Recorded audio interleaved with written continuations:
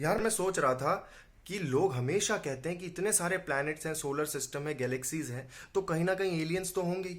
लेकिन यार मुझे लगता है कि एलियंस हम लोगों के बीच में ही रहते हैं। एक ऐसी प्रजाति जो हम सबसे परे है, जो अपनी ही धुन में है।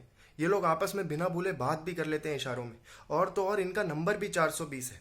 मैं उन लोगों की बात कर रहा हूं जो हैश और गांजे का सेवन करते हैं और जिनको हम स्टोनर्स के नाम से जानते हैं। एक स्टोनर की जिंदगी में चाहे आर्थिक व्यवस्था के लोड़े लगे हुए हो, इनके पास रेंट देने के, खाने पीने के पैसे ना हो, इनकी जेब में मकड़ी मूत के जा रही हो, इनके माथे पे लिखा हो कि उधारी इनकी कुल देवी बन गई है, लेकिन माल फूकने के लिए इन लोगों के पास पैसे कहीं ना कहीं से आ ही जाते हैं। और क्यों ना आए, एक स्टोनर ने माल के ऊपर पीएचडी जो कर रखी होती है, रात को चूहा इनके ऊपर हिला के चला जाए इनको पता नहीं लगेगा, ये कहां से बांस मार रहे हैं इनको पता नहीं लगेगा, लेकिन माल को शिकारी लोमड़ी की तरह सूंघ के बता देंगे कि माल कितना कड़क है और कौन से नाले के साइड में उगा है। एक पेडलर जो इनको माल प्रोवाइड करता है, स्टोनर के लिए वो भगवान से कम नहीं होता। स्टोनर का बस चले तो पेडलर के पांव धोके वो पानी पी जाए।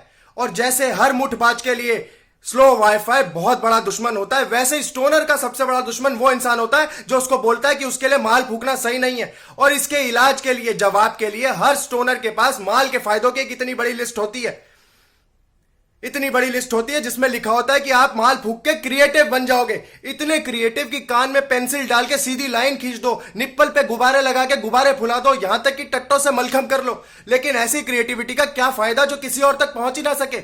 माल फूक फूक के स्टोनर की याददाश्त इतनी चुत गई होती है कि ये आइडियाज उन्हीं के दिमाग में अंडे देते रहते हैं, किसी और तक जाता ही नहीं। लेकिन यार माल फूकने वालों को अपना दोस्त बनाने के बहुत सारे फायदे हैं, इनको आसपास रखने के बहुत फायदे हैं।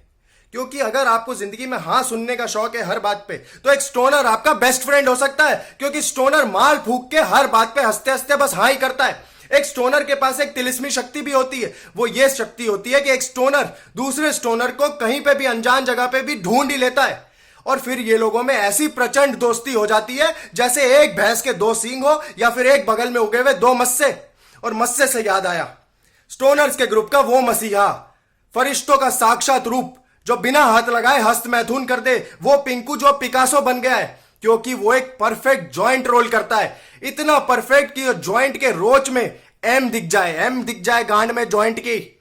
और ये यार जो जॉइंट रोल करने की आर्ट है ना, ये स्टोनर्स के लिए बहुत जरूरी होती है। एक स्टोनर को लगता है कि जॉइंट रोल करने वाला आर्टिस्ट होता है, और जो इस काम में महारत हासिल कर लेता है वो बाकी स्टोनर्स की नजरों में बहुत ज्यादा उड़ जाता है, और बाकी स्टोनर्स मिलके उसे बहुत ज्यादा इज्जत देते हैं।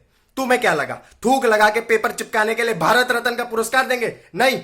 और एक गलती तो कभी मत कर बैठना कि जॉइंट की जो झांटे सुलगा देने वाली तलब है, इसको सिगरेट की तलब से कंपेयर कर लो। अगर एक स्टोनर की बात मानी जाए तो सिगरेट आपकी जिंदगी का भौंसड़ा उदास कर सकती है, लेकिन जॉइंट सिर्फ आपको रूहानियत की तरफ ले जाता है।